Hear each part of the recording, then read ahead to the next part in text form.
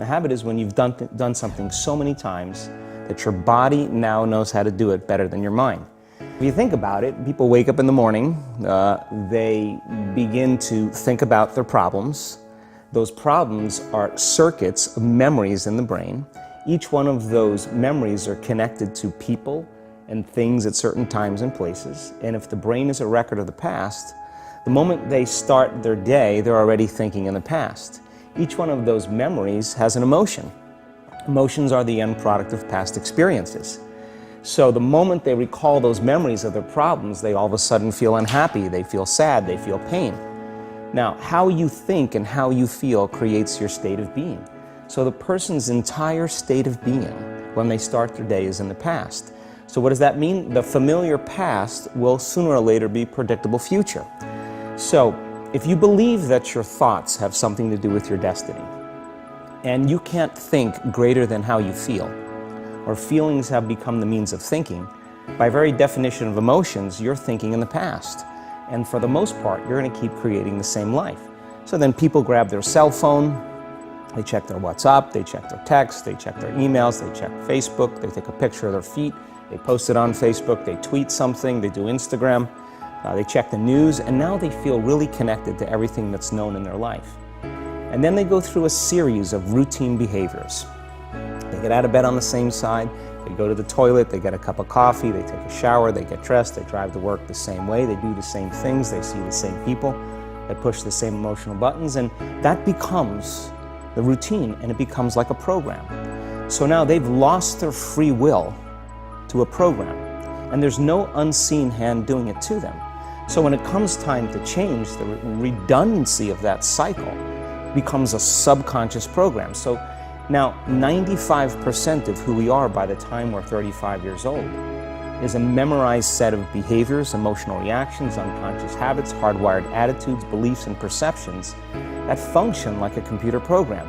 So then a person can say with their 5% of their conscious mind, I want to be healthy, I want to be happy, I want to be free. But the body's on a whole different program. So then how do you begin to make those changes? So most people then wait for crisis or trauma or disease or diagnosis. They wait for loss, some tragedy to make up their mind to change. And my message is, why wait? And you can learn and change in a state of pain and suffering, or you can learn and change in a state of joy and inspiration. Why do people find it so hard to get past trauma? Well, the stronger the emotional reaction you have to some experience in your life, the higher the emotional quotient, the more you pay attention to the cause. And the moment the brain puts all of its attention on the cause, it takes a snapshot, and that's called a memory. So long-term memories are created from very highly emotional experiences. When you have an emotional reaction to someone or something, most people think that they can't control their emotional reaction. Well, it turns out if you allow that emotional reaction, it's called a refractory period, to last for hours or days, that's called a mood. You say to someone, hey, what's up? You say, I'm in a mood. Well, why are you in a mood? Well, I had this thing happen to me 5 days ago, and I'm having one long emotional reaction. If you keep that same emotional reaction going on for weeks or months, that's called temperament. Why is he so bitter? I don't know, let's ask him. Why is he so bitter? Why are you bitter? Well, I had this thing happen to me 9 months ago. And if you keep that same emotional reaction going on for years on end, that's called a personality trait.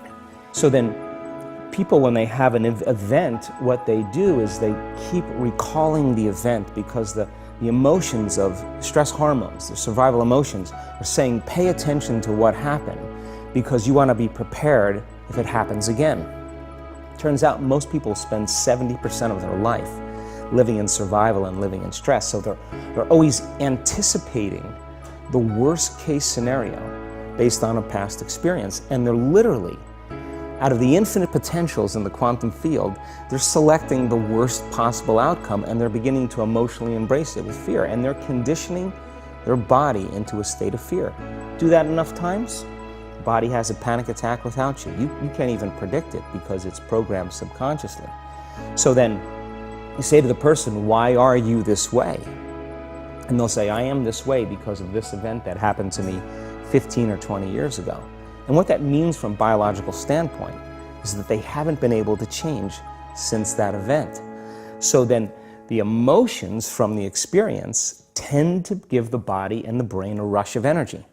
So people become addicted to the rush of those emotions, and they use the problems and conditions in their life to reaffirm their limitation, so at least they can feel something. So now when it comes time to change, you say to the person, why are you this way? Well, every time they recall the event, they're producing the same chemistry in their brain and body as if the event is occurring, firing and wiring the same circuits and sending the same emotional signature to the body. Well, what's the relevance behind that? Well, your body is the unconscious mind. It doesn't know the difference between the experience that's creating the emotion and the emotion that you're creating by thought alone. So the body's believing it's living in the same past experience 24 hours a day, 7 days a week, 365 days a year. And so then when those emotions influence certain thoughts, and they do, and then those thoughts create the same emotions, and those same emotions influence the same thoughts, now the entire person's state of being is in the past. So then the hardest part about change is not making the same choices you did the day before, period. And the moment you decide to make a different choice, get ready, because it's going to feel uncomfortable. It's going to feel unfamiliar. There's going to be some uncertainty. Why does it feel so uncomfortable? When it comes time to change, the person steps into that river of change and they make a different choice, and all of a sudden they don't feel the same way.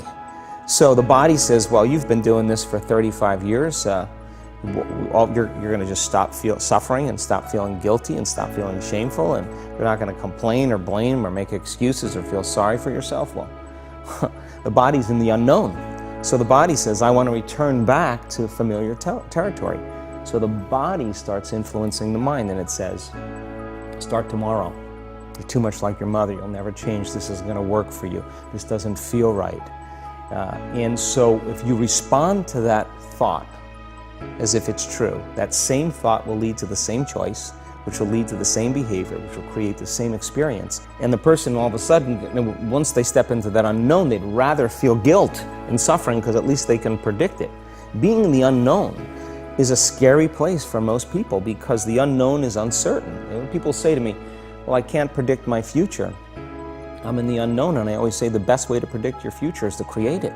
Not from the known, but from the unknown. What thoughts do you want to fire and wire in your brain? What behaviors do you want to demonstrate in one day? The act of rehearsing them mentally, closing your eyes. By closing your eyes and mentally rehearsing some action, if you're truly present, the brain does not know the difference between what you're imaging and what you're experiencing in 3D world.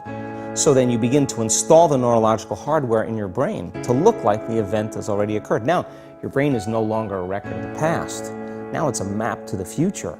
And if you keep doing it, priming it that way, the hardware becomes a software program, and who knows, you just may start acting like a happy person. And then I think the hardest part is to teach our body emotionally what the future will feel like ahead of the actual experience. So what does that mean? You can't wait for your success to feel empowered. You can't wait for your wealth to feel abundant. You can't wait for your new relationship to feel love, or your healing to feel whole. I mean, that's the old model of reality, of cause and effect, waiting for something outside of us to change how we feel inside of us. And when we feel better inside of us, we pay attention to whoever or whatever caused it. But most people spend their whole life living in lack, waiting for something to change out there. The moment you start feeling abundant and worthy, you are generating wealth. The moment you're empowered and feel it, you're beginning to step towards your success. The moment you start feeling whole, your healing begins. And when you love yourself and you love all of life, you'll create an equal. And now you're causing an effect. And I think that's the difference between living as a victim in your world, saying, I am this way because of this person or that thing or this experience. They made me think and feel this way. When you switch that around, you become a creator of your world, and you start saying, my thinking and my feeling is changing an outcome in my life. And now that's a whole different game, and we start believing more that we're creators of reality.